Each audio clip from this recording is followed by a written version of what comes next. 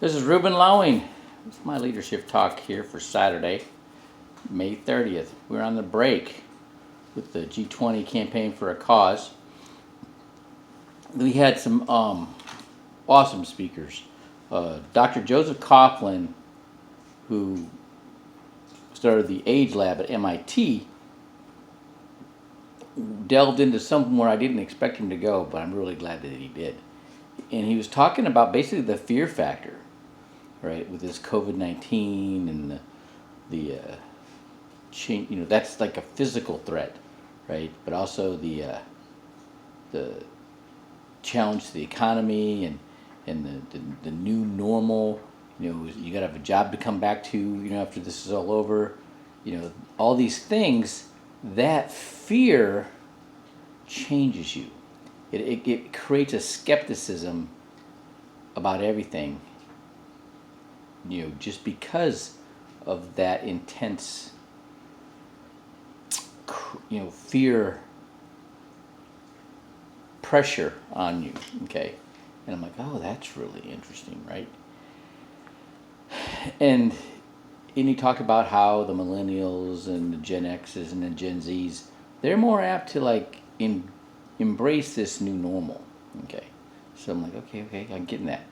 And there's people that are going to have challenges because they don't feel confident getting up there presenting. I'm so grateful for my experience with the John Maxwell Speakers Club, which got me real comfortable with doing talks on Zoom and Facebook Live and all that. So that was awesome. Okay, and then we had a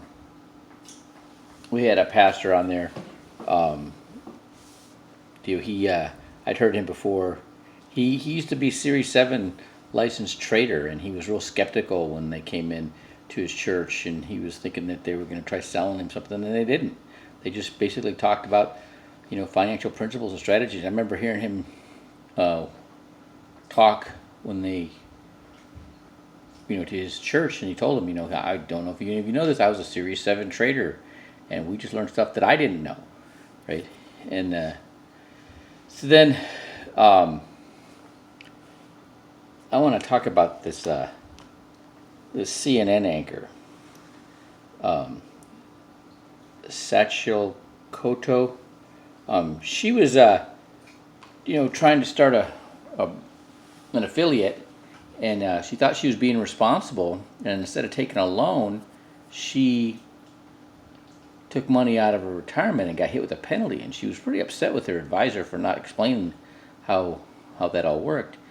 And then when she heard about WSB, she came with a critical eye, of a investigative reporter, okay, and she saw what they were teaching, those things, those principles and understandings of how taxes affect your money and the penalties and the difference between the qualified plans and the non-qualified plans and how that all works, and without pushing on product, just teaching the principles so that people can make their own decisions. That was exciting, very exciting. All right, and I had somebody that didn't choose to tune into this because there was a CNN anchor, right? And they've got a bias against CNN, and they missed out. And it just some people, there's fear already in there, right? That fear's affected them already, and shutting them down. And that's amazing. And then Schwan Wynn got up and he told his story basically, and how he wasn't making it. Refugee with a family and trying to do better, and he learned about these strategies, learned how to cut the expenses, learned to start saving the money. Next thing you know, the money's making more money for him. His money in savings make more money than he is on his job, right? And it was, this has been an incredible